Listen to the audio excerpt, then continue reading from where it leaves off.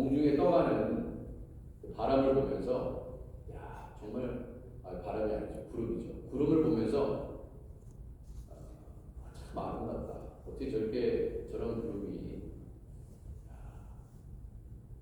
정말 아름답다. 이렇게 하고 이제 넘어가면 좋은데 저희 구름을 보면서 저 구름의 크기가 얼마나 될까? 저 구름은 어떻게 생겼지? 저 구름은 얼마나 빠른 속도로 지금 가고 있지?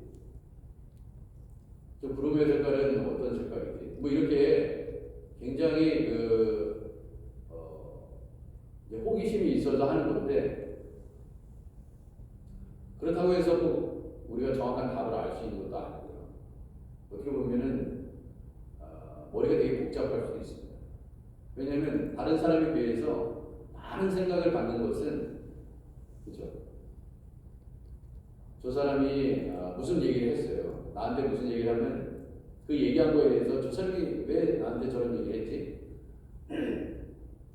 계속 생각합니다. 계속 생각합니다. 저 사람은 굉장히 그냥 단순하게 심플하게 얘기했는데 받는 사람 입장에서는 굉장히 복잡하게 얘기하는 거예요. 그런 의도도 전혀 없는데 계속 생각하는 겁니다. 저 사람이 뭔 의도로 저렇게 했지? 뭐가 악의가 혹시 없을까? 저 무슨 뭐가 있을 거야. 그러면서 계속 고민하는 거예요. 근데 그렇게 얘기한 적이 없어요. 그냥 얘기한 거예요. 그냥 심플하게. 근데 막 굉장히 복잡하게 생각하는 겁니다. 하루 종일 고민해서 잠도 못 자고 설칩니다. 나중에 알아보니까 아무것도 아니었어.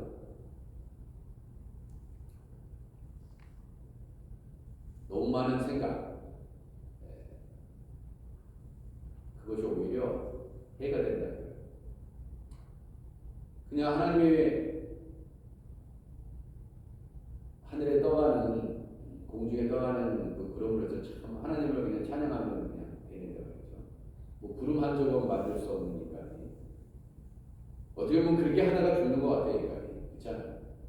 참 돈을 많이 벌면요, 이 번 돈을 가지고 어디에 투자할까? 여기 투자할까? 그러면 저기다 또 투자했다가 잘못 투자해가지고 돈이 그냥 사라졌다고 생각해요. 그러면 그것 때문에 또 힘들어. 아예 돈이 없었으면 그런 걱정도 없어. 그죠? 크루즈 한번 여행을 해야겠다. 그래가지고 크루즈를 타고 갔습니다. 돈이 없으면 크루즈 탈 돈이 없으면 타지도 못하지. 타가지고 만약에 바다에서 큰 폭풍을 맞는다. 돈 없는 사람은 크루즈도 못하기 때문에 그런 일을 경험할 필요도 없어. 우리가 인생사를 보면요, 세상에 좋은 게 있다고 많은 것을 누린다고 해서 다 좋은 거네. 도심 한복판에서 럭셔리하게 살아가는 게 좋은가? 두메살골에 들어가서 문명의 혜택 없이 그냥 자인으로 살아가는 게 좋은 것인가? 도대체 뭐가 행복한 것인가?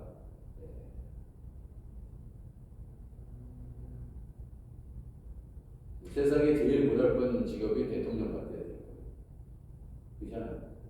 뭐 잘못하면 탄핵한다고. 뭐 욕을 많이 먹어서 오래 사는지는 잘 모르겠지만 더 어떻게 보면 남보다 더 스트레스 많이 받고요. 자, 이런 모든 것들을 솔로몬은 이렇게 얘기합니다. 솔로몬은 다 누려봤다. 나는 다 누려봤다. 돈도 많고 명예도 있고 왕도 돼봤고, 그런데 결국 내 인생을 되돌아보니까 이 모든 것들이 다 바람을 잡는 것과 같았다. 그렇게 얘기해요. 내가 해 아래에서 행하는 모든 일을 보았노라. 보라, 모두 다 헛되이 바람을 잡으려는 것이요. 바람을 잡으려는 것. 자, 이 바람을 잡을 수 있습니까? 그러니까 하나님과 인간을 구분짓는 특징이 뭐냐면 하나님은 바람을 잡을 수 있고요, 인간은 바람을 잡을 수 없는 것이죠. 그게 성경에서 바람 얘기를 참 많이 해요. 그래서 제가 이제 바람이라는 단어를 다 검색을 해봤습니다. 바람은 우리 손에 잡히지 않습니다. 바람이 딱 부는 곳에서 딱 손을 하고 딱 잡아보세요. 그 순간 찰나 그때 바람이 잡힐 수도 있어요. 그렇지만 이내 바람은 내 손에서 떠났습니다. 바람을 잡을 수가 없어요. 근데 하나님은 바람을 컨트롤하십니다. 전도서의 모든 주제 중에 한 대표적인 주제가 인생의 모든 수고를 결국 바람을 잡는 것과 같다 이렇게 표현했고요. 그래서 결국 이 땅에서 뭔가 해보려고 그리고 또 어느 정도 이뤘다고 생각해 보세요. 그러나 우리는 다 흙에서 와서 흙으로 돌아가는 인생. 그게 이제 전도서에 나와 있는 내용인데 내가 흙으로 돌아갈 때까지 그것이 창세기도 나오는 말씀이잖아요. 근데 창세기의 말씀과 전도서의 내용은 같은 맥락을 가지고 있습니다. 내가 흙으로 돌아갈 때까지 얼굴에 땀을 흘려야 볼 것을 보거니 네가 그것에 취함으로 입었습니다. 너는 흙이니 흙으로 돌아갈 것입니다. 그래서 이런 세상에 성공을 해도 그렇다고 해서 그 사람이 영원히 이 땅에서 사는 것도 아니고 흙으로 돌아갑니다. 똑같이 돌아갑니다. 그래서 흙이 성공을 위해서 달려가는 것 사실 그것은 바람을 잡는 것 같다. 그러나 바람은 절대로 잡히지 않는다는 것이죠. 자, 근데 하나님은 욥기 28장 25절에요. 바람에 대한 내용을 좀 설명하고 오늘 말씀을 같이. 그럼 오늘 말씀에 고린도후서 12장 7절하고 이 바람하고 이 바람 얘기가 뭐가 연관관계가 있냐 이렇게 얘기하실 텐데 이 내용을 잘 먼저 듣고 바람 얘기를 하려고 그러는 것입니다. 자, 바람. 욥기 28장 25절에 우리 하나님은 어떤 분이냐면요. 이렇게 얘기하세요. 바람의 무게를 정하시는 분이다. 이렇게 얘기합니다.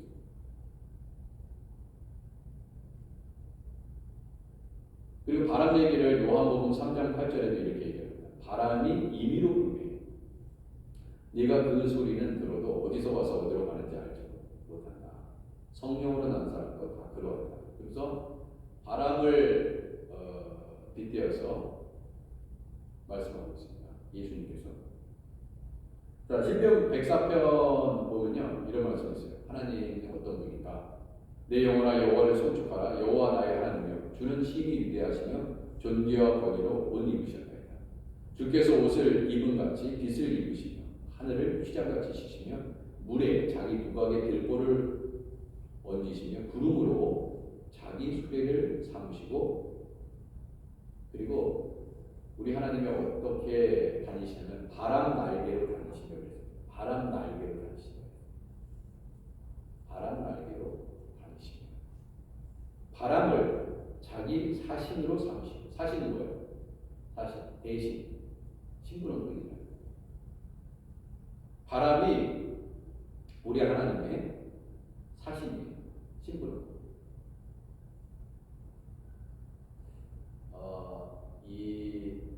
우리 하나님께서 참 굉장히 실제로시죠. 성경의 내용들은요, 많은 시들이 들어가 있습니다. 딱딱하지 않습니다. 바람이 자기 사신이에요, 사신. 바람을 자기 사신으로 삼으시고 불꽃으로 자기 사역자를 삼으시고, 와, 사역자. 불꽃이 불꽃, 번쩍번쩍 번개, 불이 타오르는 완전히 불이 막 삼켜버리죠. 불꽃은 자기 사역자. 이 표현들을 잘 기억하시기 바랍니다. 자, 전도서 8장 8절에서는요, 하나님은 바람을 주장해요. 근데 인간은요, 바람을 주장하지 못하고 바람을 움직이게 할 사람은 없다. 이렇게 얘기해요. 그거는 오직 하나님이 하시는 일이에요. 자, 그래서 우리 하나님께서, 우리 예수님께서 메시아라는 것을 어떻게 드러내시냐면 바람을 컨트롤하시는 분으로 그래서 예수님께서 나타나셨습니다. 예전에 제가 말씀드린 바 있었던 거예요. 바람을 컨트롤한다는 것은 하나님만이 하실 수 있는데 예수님이 그것을 보여주셨어요. 갈릴리 바다에서 바람을 잔잔하게 하셨잖아요. 꾸짖으셨습니다. 그죠? 그게 예수님이 메시아라는 것을 증명하는 사건이에요. 사람들이 그냥 사람들이 다른 부분만 가지고 예수님은 메시아야 이런 게 아니라 바람을 딱 뿌리는 거 보고 그리고 그렇게 되는 걸 보고 하나님의 아들이신 것을 드러내신 것입니다. 바람을 보고 무서워 빠져가는 자라 마태복음 14장 30절 소리질러 이르되 주여 나를 구원하소서. 아니 바람을 보고 무서워서 빠져나가는데 그 바람을 이길 수 있는 사람이 누가 있어요? 인간은 바람을 컨트롤하는 거예요. 근데 우리 예수님께서 바람을 잠잠하게 하십니다. 사무엘하 22장 11절 구름을 타고 나르시니 바람 날개 위에 나타나셨다. 또 바람 날개라고 얘기하셨죠.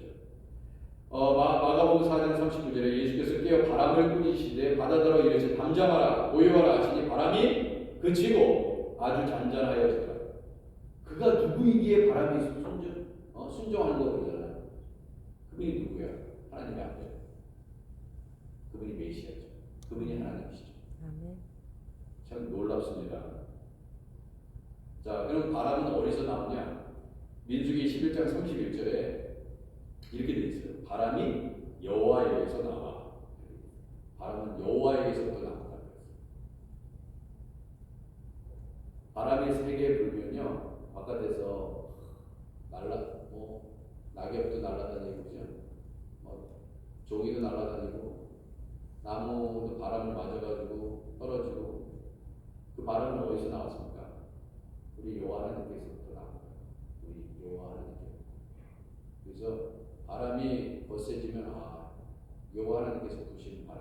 근데 그 바람을 멈추게 하고 방향을 돌리고 하는 건 다 우리 하나님이 하시는 거예요. 세상 우주 만물이 다 그와 같지만, 자 오늘은 특별히 바람에 대해서 얘기하고, 자 전도서의 이제 내용 그리고 이제 성경의 전체적인 내용 바람에 대해서 얘기했어요. 자 근데 요한계시록 우리 수요 성경 공부 아직 공부는 안 했지만 요한계시록 7장에 보면은 이렇게 돼 있어요. 2일 후에 내가 이제 사도 요한이 그 환상을 볼 것입니다. 내가라는 말은 사도 요한이에요. 내가 네 천사 네 천사가 땅 네 모퉁이에 선 것을 보니 땅의 네 모퉁이에 섰다. 이거 이제 성경 공부 시간에 말씀드려야 하는데 예전에 그 히브리인들의 사고 방식은요, 이 말하자면 이 땅끝이 말이에요. 땅이 말하자면 정사각형이라고 해서 사각형의 모양으로 땅끝의 네 귀퉁이에서부터 그렇게 생각하시면 돼요. 만약에 이 땅이든 우주 공간이든 간에 네 귀퉁이가 있다고 이렇게 믿었습니다. 그래서 네 명의 천사가 네 모퉁이에서 땅 네 모퉁이에서 딱 서 있어요. 그 다음에 땅의 사방에 바람을 딱 붙였어요. 그리고 바람으로 하여금 땅이나 바다에나 각종 나무에 불지 못하게. 그러니까 하나님께서 부르시는 천사가 바람을 붙잡고 있어요.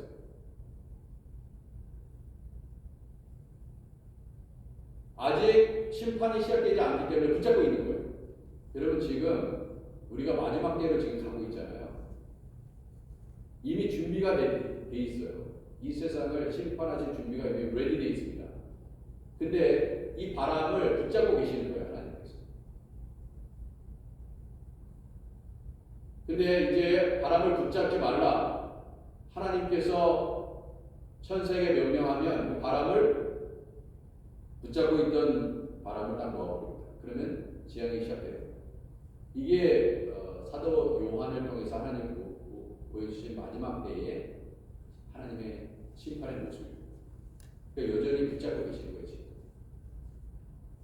우리가 죽을 만치 큰 바람을 맞고 있지 않습니다.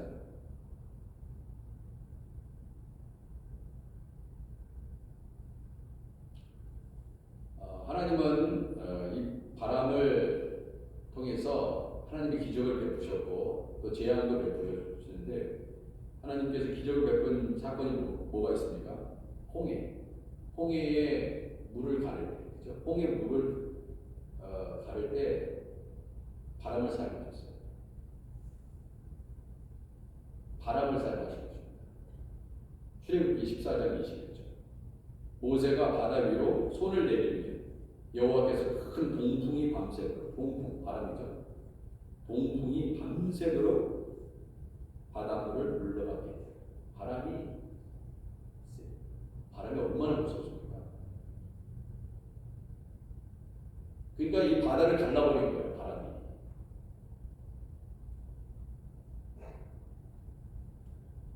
밤새도록 바닷물을 물러가게 하시니 물이 갈라져 바다가 마른 땅이 되죠. 바람 때문에 뜨거운 그렇죠? 그게 아니라 바람이 계속 불면은요 땅이 말라버립니다.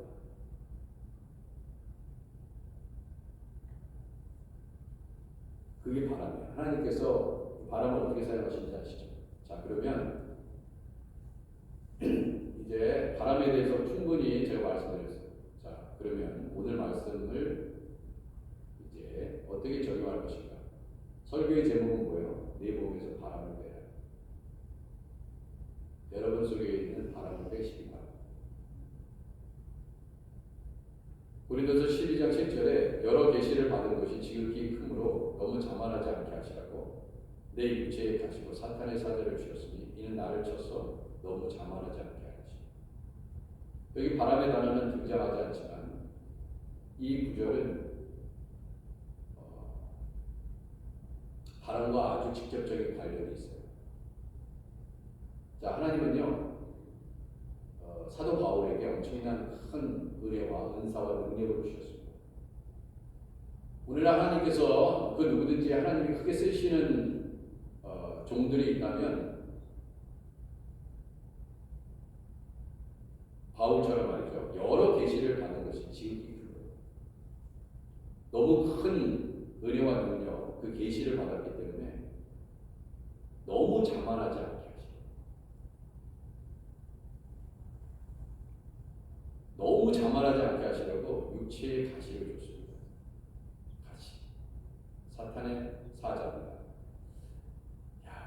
아니 그냥 적당히 은혜를 주시지 뭘 이렇게 대단히 많이 주셔가지고 사탄의 사자, 육체의 가시를 줘.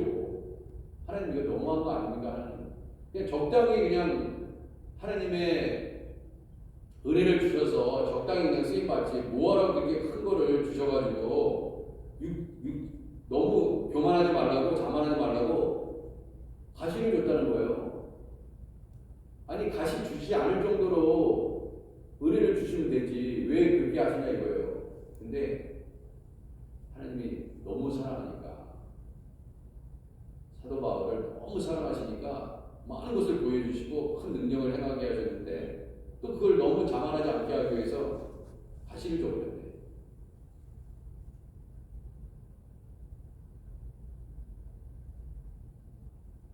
여러분 가시가 박힌다는 것은 무슨 의미가 있습니까?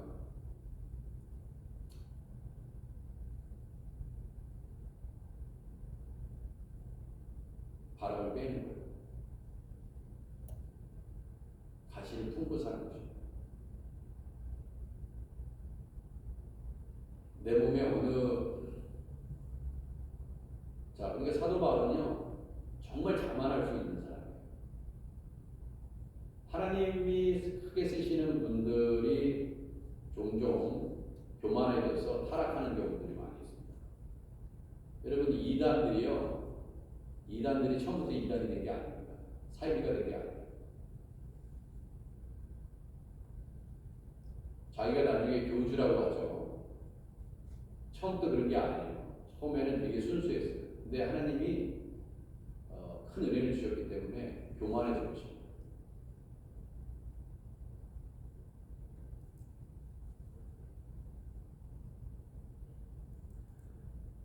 그런데 가시가 있으면 그 교만, 오만, 자만이 미열의 관계가 됩니다.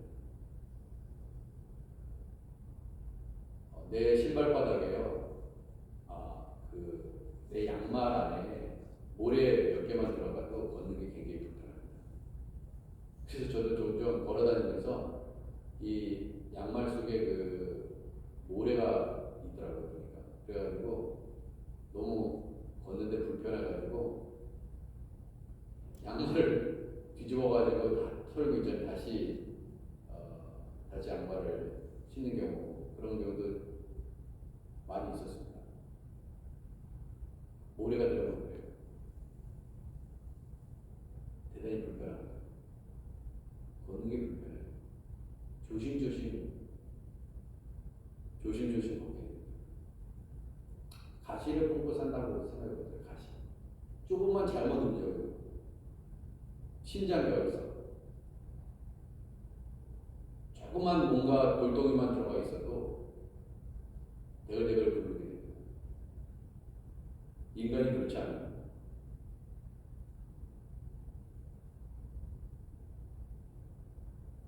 오히려 이 가시 때문에 교면해질 수가 없는 거예요. 우리 바람이 이제 풍선에 들어가면 불어가지고 풍선이 이제 커지잖아요. 그죠? 근데 원래 풍선은 바람이 들어갔기 때문에 이제 커지는 것이 맨 처음에는 굉장히 작잖아요. 그죠? 생각해보세요. 계속 바람을 거기다 집어넣어서 그 풍선이 어떻게 됩니까? 적당히 불고 묶어야 됩니다. 그죠? 근데 그거를 계속 불면 어떻게 돼요? 네? 계속 불면 어떻게 됩니까? 터져요.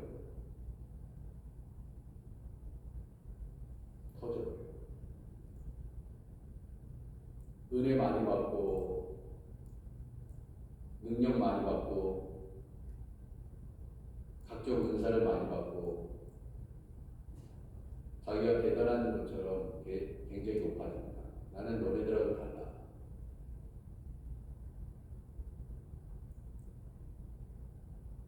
그러면 그러한 교만의 바람, 그죠? 허풍, 허세, 이런 바람들이 계속해서 그러다가 터져버려요. 죽는 것입니다. 적당히 풍선을 불고 묶어놓으면요. 그렇다고 해서 그 바람을, 그죠? 그 바람을 갖다가 가둬놓을 수 있을까요? 풍선에다가. 그렇지 않습니다. 어느 순간에 어떤 형태로든지 바람이 빠져나가는 시간이죠. 그래서 딱 묶어놓고 그럼 점점 줄어들어요. 점점 줄어들죠. 그러면 그 풍선을 제어할 수 있습니다.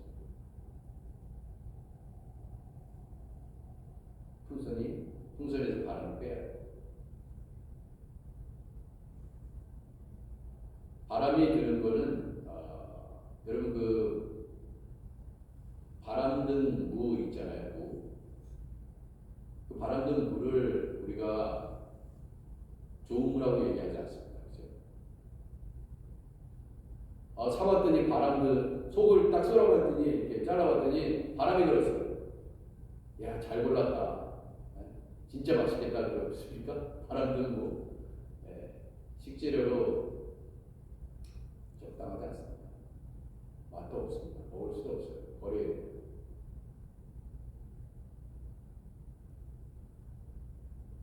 바람 피우는 거 좋습니까? 바람을 피웠네.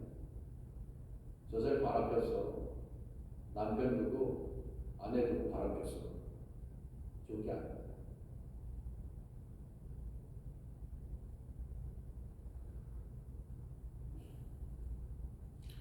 생각해보면 왜 하나님은 우리에게 이런 아픔과 시련을 주십니까?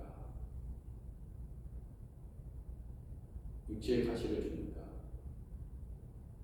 오히려 하나님 붙잡고 살라고 더 잘 될 수 있는, 하나님께서 모든 것을 주관하시는데 우리 뭐 부자 되지 않게 일부러 막고 계시는지 몰라요. 더 대단한 사람 될 수도 있는데 하나님이 얼마든지 축복하면 얼마든지 높은 위치에 오를 수도 있고 많은 부를 주실 수도 있습니다. 그런데 교만에서 빵 터질 겁니다. 적당히 묶어놓고 계신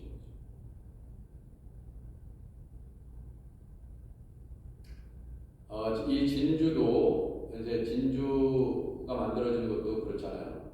이 진주가 만들어지는 것은 조개 속에 침입한 이물질로부터 이 진주 자체가 몸을 보호하기 위해서 반응하는 것이라고 얘기합니다. 그래서 이물질을 감싸는 거예요. 진주 성분을 분비해서 이물질이 들어오면 그걸 감싸버려요. 그것이 자기한테 해가. 왜냐하면 그 이물질을 그대로 두는데 다 썩어버린대요. 진주가. 그렇기 때문에 그것을 네코이라는 물질이 이게 탄산칼슘으로 되어 있는 물질인데 그게 그 이물질이 들어오면 그걸 완전히 감싸버리는 거예요. 왜냐하면 내 몸이 썩어지는데 그걸 그래가지고 만들어진 게 진주라고 합니다.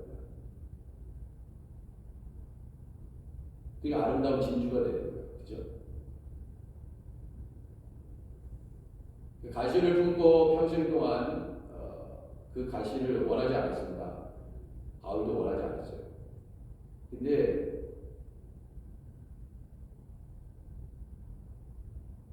주님이 허락하셨죠. 바울을 진주처럼 사용하시기 위해서. 그래서 우리에게 혹독한 고난을 주시는 거예요. 내가 너를 진주처럼 쓰겠다.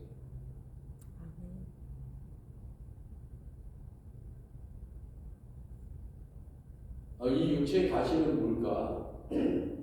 많은 학자들이 이 육체의 가시, 사탄의 사자라고 그러는데 도대체 바울은 무슨 육체의 가시가 있었을까? 그죠? 하나님께서 이렇게 귀하게 사용하시기 위해서 고쳐주시지 않았던 육체의 가시는 뭔가 그랬는데 여러 가지 이제 생각을 해보고 있을 때 가장 가능성이 있는 것이 이 바울의 눈하고 관련되어 있는 질병이 아닐까 그런 생각이 듭니다. 눈. 자, 예수님께서 아베소 도상에서 사도 바울을 만나주셨잖아요. 그죠? 그때 예수님께서 큰 광채 가운데 나타났어요. 빛감. 그래서 눈을 뜰 수가 없었습니다. 그러니까 3일 동안 눈을 뜰 수 없었습니다. 그죠? 그러다 나중에 이제 눈이 보이기 시작했는데 갈라디아서 4장 13절에 보세요. 4장 13절에 이런 말씀이 있어요. 내가 처음에 육체의 약함으로 말미암아 너희에게 복음을 전하는 것을 너희가 아는 바라. 너희를 시험하는 것이 내 육체에 있으되 이것을 너희가 업신여기지도 아니하며 버리지도 아니하고 오직 나를 하나님의 천사와 같이 또는 그리스도 예수와 같이 영접하리라. 야, 대단하죠. 갈라디아 교회의 사람들이요. 바울을 하나님의 천사와 같이 그리스도 예수와 같이 영접했대요. 갈라디아 교회 대단한 교회인 것 같습니다. 너희의 복이 지금 어디 있느냐? 내가 너희에게 증언하노라. 너희가 할 수만 있었더라면 너희의 눈이라도 빼어나게 죽었으리라. 눈 얘기를 합니다. 그래서 이 눈이 가장 바울의 연약한 육체의 일부가 아니었겠나 그런 생각이 드는 거죠. 왜냐하면 우리가 말을 할 때요. 보통 이제 자기 중요한 부분을 얘기해요. 신체 중에서도 그렇죠? 중요한 부분을 얘기할 거 아니에요. 어디 아프다 그러면 눈이 아프니까 눈 아픈 것을 얘기할 수 있습니다. 그래서 너의 눈이라도 빼요. 나에게 주었어요. 그러니까 그 정도로 이 갈라디아 교인들이 예수님을 영접하듯이 바울을 영접했으니 얼마나 대단하게 하나님의 종이라고 해서 이렇게 대접을 했으니 영접을 했으니 얼마나 대단해. 근데 너희들은 그 정도로 너희 눈이라도 빼어서 나에게 주었어요. 그 마치 가장 중요한 부분이잖아요. 누가 눈을 빼가지고 주는 사람이 어디 있어? 그죠? 여러분 아무리 좋고 사랑하는 사람이 있다고 눈 빼가지고 막 줍니까? 그거 쉽지 않지. 내 자식이라도 내 눈을 빼서 너한테 주겠니? 이거는 부모라도 못합니다. 하시는 분들이 있겠죠. 근데 이 정도였어. 너의 눈이라도 빼어 나에게 줘. 바울이 눈이 연약한 부분일 수 있겠다는 추정을 한번 해보는 것이고요. 그 다음에 갈라디아서 6장 11절에도 이런 말씀이 있어요. 내 손으로 너에게 이렇게 큰 글자로 쓴 것을 보라. 그래서 왜 큰 글자로 썼을까? 근데 이게 시력의 문제가 아니었을까? 내 손으로 너에게 이렇게 쓴 글자를 쓴 것을 보라. 바로 육체의 모양을 내려 하는 자들이 억지로 너에게 할례를 받게 하는 그들이 그리스도의 십자가로 말미암아 박해를 변하게 합니다. 자, 그래서 다시 한번 말씀드리겠습니다. 육체의 가시. 이 가시는 사도 바울이 교만할 수 있는데 이 가시를 딱 박는 순간 어떻게 돼요? 구멍이 난다. 그러면은 바람이 빠집니다. 그런데 이 가시는 여러분 그 바늘로 만약에 물론 풍선이야 뭐 금방 빠지겠지만 바늘로 하나 콕 찌른다고 해서 바람이 그렇게 가시 같은 그 조그마한 걸로 콕 찌른다고 해서 바람이 쉽게 빠집니까? 쉽게 빠지지 않아요. 이 가시를 갖다가 막 여러 군데를 막 찔러가지고 막 그렇게 하면 좀 더 빠를 수 있겠죠. 구멍이 많을수록, 그죠? 바람에 빠질 수 있잖아요. 근데 이것은 가시가 아니고 찔레꽃의 가시도 아니고요. 가시나무의 가시도 아니고요. 헬라어 스콜로프스, 헬라어 스콜로프스라고 하죠. 그것은 일종의 말뚝입니다. 말뚝. 그럼 말뚝 어떻게 박죠? 큰 통나무 같은 아니 뭐 사이즈는 다 틀리겠지만 그 밑을 연필 깎듯이 깎아야 돼요. 뾰족하게 해야 돼요. 말뚝으로. 그냥 뭐 퉁퉁한 거 그냥 박지 안 들어가지도 않습니다. 그 면적이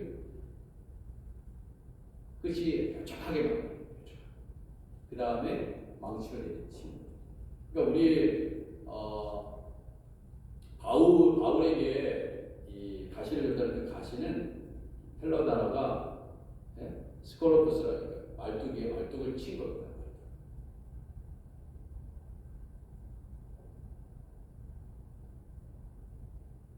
그 정도로 아픈 말뚝을 쳤거든요.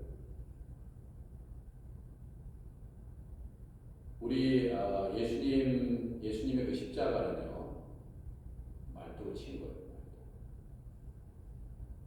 예수님의 그 가시관은요 말뚝을 친 것 같아요.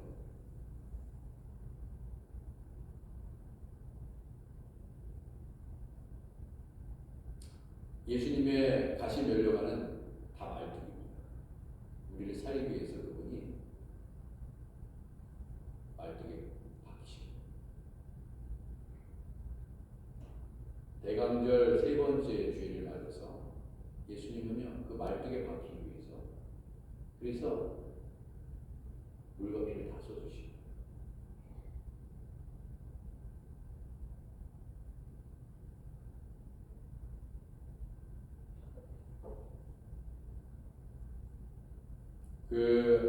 굉장히 그 영적인 리더 중에 뭐 한 번쯤 들어보셨을지 모르겠습니다. 서점에 가면 A.W. 토저라는 목사님이 여러 책들을 쓰셨는데 그 A.W. 토저 목사님이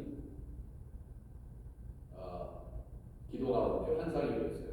환상이 열렸는데 송곳을 보여주셨어요. 송곳.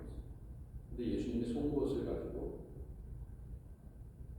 자신의 하나님이 쓰시는 종들은 교만해질 수 있는 거예요. 그죠? 특별히 어떤 사람이 교만해져? 기도 많이 하는 사람, 교만해집니다. 여러 가지 각종 은사, 신유의 능력, 뭐 이런 능력이 있는 사람들 교만해요. 그 사람 교만이 그 사람 넘어질 것입니다. 많은 은사를 갖고 있는 능력을 갖고 있는 사람을 너무 많이 부러워하지 마세요. 적당한 은사를 갖고 있는 것을 감사하세요. 너무 많은 능력을 갖고 있으면 교만에 떨어질 수 있습니다. 근데 이 A.W. 토저 목사님 하나님 쓰시는 종인데 송곳을 딱 주셔서 자기 자신의 교만하게 부풀어오른 자기의 구멍을 해줘요. 송곳을. 하나님 쓰시는 종이 되니까 너 교만하다고 구멍을 해보지. 그런 거예요. 교만의 바람이 아니다. 하나님께 쓰임 받는 종들이 누구보다 하나님께서 쓰임 받기 때문에 교만하죠. 그러면 한결같은 마음을 갖고 있어요. 하나님이 나를 쓰시면 쓰시도록 내가 늘 겸손해져야 되지. 그걸 잃어버리면 쓰임 받지 않는 것이 나을 수도 있어요. 그러니까 목이 고다지는 거예요.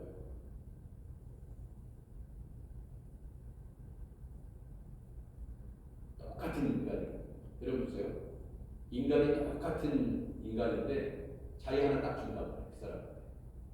너 대통령, 그래 너 대통령 당선됐으니까 대통령. 그때부터 이제 어깨에 힘이 들어가고 목이 고다지죠.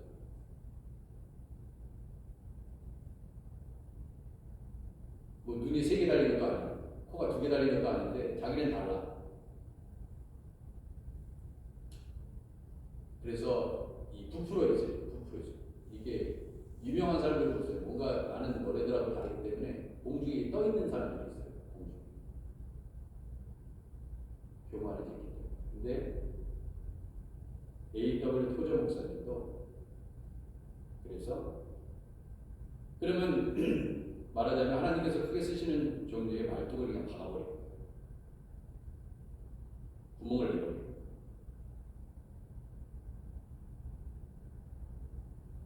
우리가 얼마나 자기 자신을요 대단한 사람처럼 포장하는 거야. 별거 아닌 것도 대단한 것처럼 얼마나 우리가 포장하는 걸 잘해요.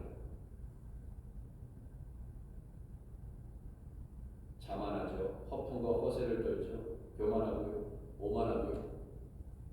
그래서 사막을 여행해 신 적이 있으신지 모르겠지만 저는 한 번도 가본 적이 없지만 사막에서요 만약에 차를 타고 가다가 모래속에 빠지면요 그 모래속에 빠지기 위해서 막 엑셀을 밟아가지고 막 가면요 더 빠져요. 그때 어떻게 되냐 그 차의 바퀴에 바람이 거예요. 적당히 빼서 뒤에서 밀어줘야 됩니다. 바람을 빼는 것은 차의 무게 중심을 위에서부터 아래로 내리는 거예요. 그래서 바퀴가 땅에 닿는 면적을 넓게 하는 것입니다. 대부분 교만한 사람들은 공중에 떠 있어요. 붕 떠다녀요. 연예인도 스타가 되는데 붕 떠다녀요. 갑자기 일약 스타가 됐어요. 그죠? 네이마르나 뭐 호날두나 그죠? 붕 떠다닙니다. 막 언론이 주목합니다. 스팟라이트가 막 터집니다. 어디 가나 주목을 받습니다. 붕 떠다녀요. 바람을 빼야 그 이후에 차를 밀어야 그 구덩이에서 모래 구덩이에서 빠져나올 수 있습니다. 여러분 우리에게 찾아오는 시련, 고통, 중압감, 질병 모든 것 이런 것을 만나면 여러분 안에 도사리고 있는 바람을 빼라는 하나님의 뜻입니다. 빼지 않으면 터져 죽을 것입니다. 그래서 우리를 낮추십니다. 기도하겠습니다. 하나님 아버지, 주님은 아십니다. 우리가 얼마나 교만한 자고 허풍과 허세와 그런 걸로 하나님 우리를 포장하려는지 주님 아십니다. 주님은 높은 곳에서 낮은 곳으로 오셨습니다. 대단히 높은 권세를 가지셨지만 아무 권세도 없는 것처럼 십자가에 달리셨습니다. 그리고 말뚝에 박히셨습니다. 수많은 말뚝에 박히셔서 모든 것을 다 물과 피를 다 쏟으셨습니다. 주님의 탄생과 함께 주님은 이렇게 자신의 공생애를 마무리하기 위해서 주님, 우리는 예수님을 따라가는 이들입니다. 세 번째 대강절을 맞이해서, 주일을 맞이해서 다시 한번 우리에게 들려주시는 하나님의 음성 듣게 하옵소서. 예수님의 이름으로 기도드립니다. 자, 우리 찬송하면서 준비한 예를 하나님께 드리겠습니다.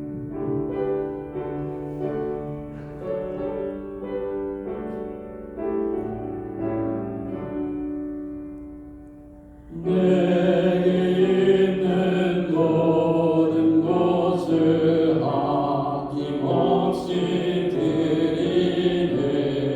사랑하고 의지하며 주만 따라 살리라. 주께 드리네. 주께 드리네. 사랑하는 그 주 앞에 모두 드리네.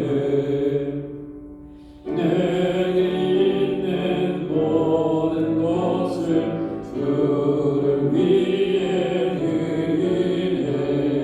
주의 성령 충만하게 내게 내려주소서. 주께 드리네. 주께 드리네. 사랑하는 것 주 앞에 모두 드리네.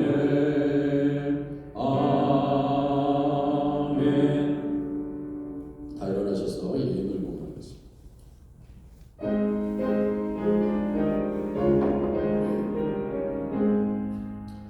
만복의 근원 하나님, 온 백성 찬송 드리고 저 천사여 찬송하세.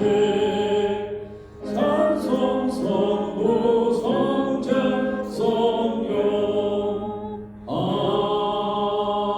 아멘. 하나님 아버지 감사합니다. 오늘도 그 예수님의 말씀을, 하나님의 말씀을 듣고 우리가 우리 안에 가지고 있는 교만의 바람을 속히 빼게 하시고 겸손하게 하시옵소서. 겸손한 자에게 은혜를 베푸시다고 말씀하셨습니다. 우리에게 어려움이 있는 것은 이러한 잘못된 바람들을 우리 몸에서 빼어내기 위한 하나님의 은혜인 줄 믿습니다. 주여, 주님 앞에 받은 바 은혜를 감사하는 마음으로 예물을 드립니다. 이 예물이 쓰여지는 곳에 아버지 그리스도의 사랑이 나타나게 하시고, 주여, 우리 교회가 필요한 모든 것들을 하나님, 우리 하나님께서 하라고 하시는 모든 일들을 이 예물을 통해서 거룩하게 사용되도록 주님 앞에 드립니다. 30배, 60배, 100배로 주님 드리는 손길들마다 축복하옵소서. 예수님의 이름으로 기도드립니다. 아멘. 자리해 주시고.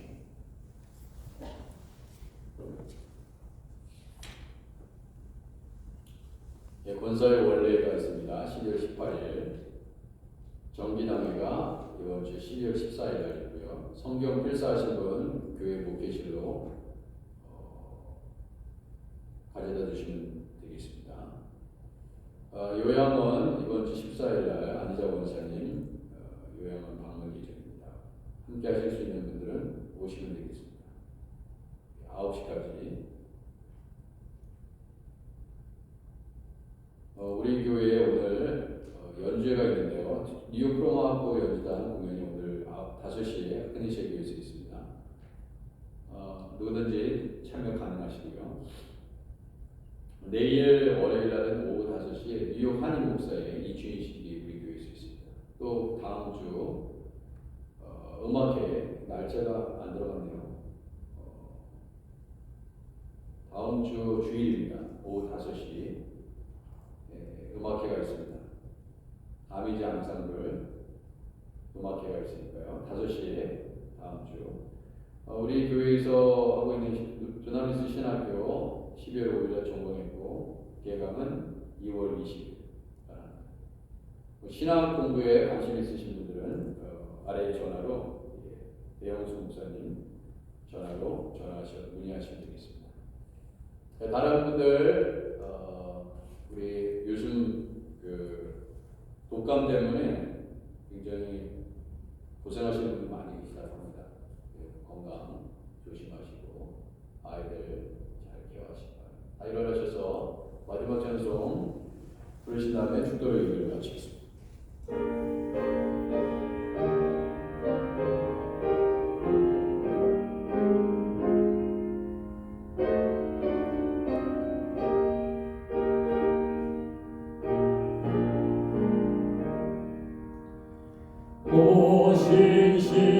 오신신하신 주 내 아버지여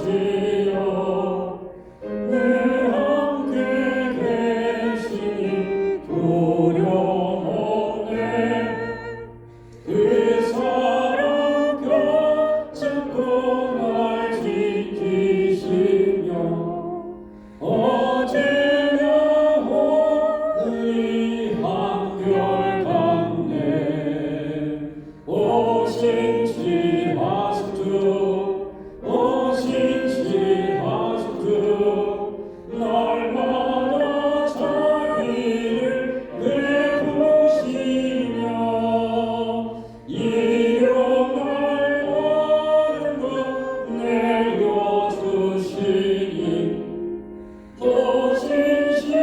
오신신하신 주 나의 구주 봄철과 동여름 가을과 겨울 해와 달 별들도 다 주의 것 만물이 주 영광 드러내도다 진실한 주 사랑 나타내네 오신신하신 주 오신신하신 주 날마다 자비를 베푸시며 일용할 모든 것 내려주시니 오신신하신 주 나의 구주 내 죄를 사하여 안위하시고 주 친히 오셔서 인도하네 오늘의 힘내고 내일의 소망 주만이 만복을 내리시네 오신신하신 주 오신신하신 주 날마다 자비를 베푸시며 일용할 모든 것 내려주시니 오신신하신 주 나의 구주